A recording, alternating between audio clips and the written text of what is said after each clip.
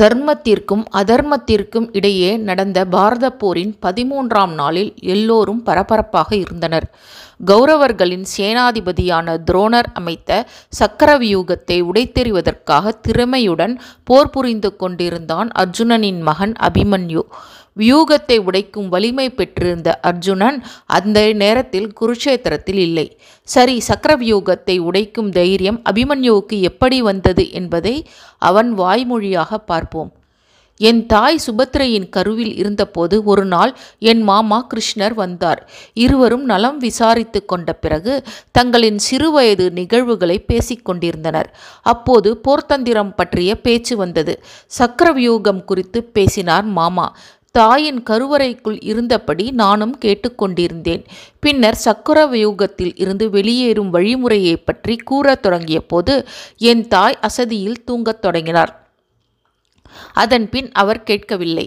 எனவே சக்கரவியூகத்தில் இருந்து வெளியேறும் புத்தி எனக்கு தெரியாமல் போனது. இதுவே பாரத போரில் என் விதியை தீர்மானித்தது. 18 நாள் நடைபெற்றது பாரத போர்.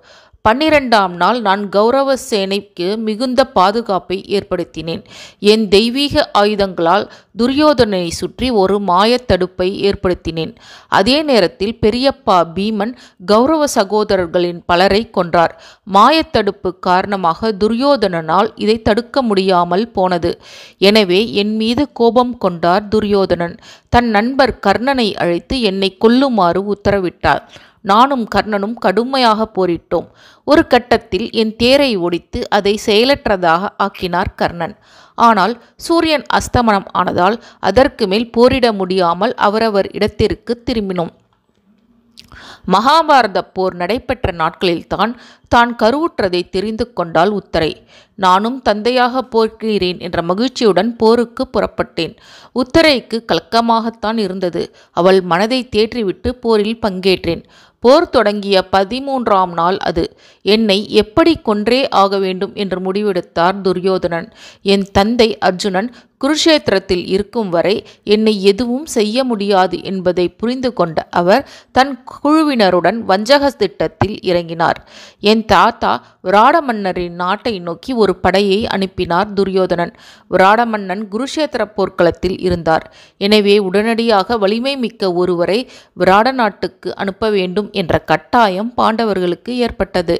தவிர வேகமாகவும் அங்கு சென்றுவிட்டு மீண்டும் குருஷேத்திரம் வந்தாக வேண்டும். எனவே அர்ஜுனனோடு அவனது ரதத்தில் சாரதியாக கிருஷ்ணர் சிறிய படையோடு அங்கு சென்றார். அன்று அர்ஜுனர் போர்க்களத்தில் இருக்க மாட்டார் என்பதை அறிந்து கொண்ட கௌரவர்கள் சக்கரவியூகம் அமைத்து அதன் மூலம் என்னை கொல்ல முடிவெடுத்தனர். யூகத்தை உடைத்து உள்ளே செல்லும் நுட்பம் துருபதன், அர்ஜுனன் மற்றும் நான் ஆகிய மூவருக்கே தெரியும். அர்ஜுனன் களத்தில் இல்லை. எனவே துருபதனை அனுப்பி சக்கரவியூகத்தை உடைக்க சொன்னார் பெரியப்பா தர்மர். ஆனால் துரோணர் துருபதருடன் கடுமையாக தொடர்ந்து சண்டையிட்டு கொண்டே இருக்க சக்கரவியூகத்தின் உள்ளே துருபத மன்னரால் நுழைய முடியவில்லை. இதை கண்டு சக்கரவியூகத்தை உடைக்க நான் கிளம்புகிறேன் என்றேன். ஆனால் சக்கரவியூகத்தை உடைத்து உள்ளே செல்ல முடியுமே தவிர அதிலிருந்து மீண்டு வரும் வழி எனக்கு தெரியாது என்பதை அப்போது நான் பெரிதாக எண்ணவில்லை. எதிரிகளை மாய்க்க வேண்டும் என்ற சிந்தனை மட்டுமே இருந்தது.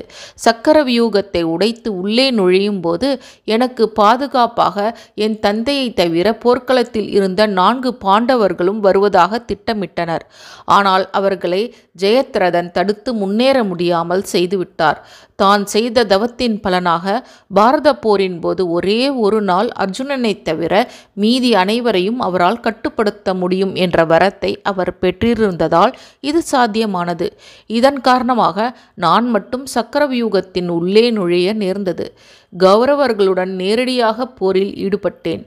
ஆனால் யுத்த தர்மத்தின் மாறாக என் மீது ஒரே சமயத்தில் சகுனி, கர்ணன், துரியோதனன், துச்சாதனன், துரோணர், ஜெயத்ரதன் அனைவரும் தாக்குதல் நடத்தினர். இதன் காரணமாக உயிர் விட நேரிட்டது. விராட நாட்டை காப்பாற்றிய என் தந்தை குருஷேத்திரத்திற்கு வந்தபோது என் முடிவை அறிந்து துக்கப்பட்டு அடுத்த நாள் சூரியன் மறைவதற்குள் மன்னன் ஜெயத்ரதனை கொன்று தீருவேன் என்று சபதமிட்டு அந்த சபதத்தை கிருஷ்ணரின் உதவியுடன் நிறைவேற்றினார்.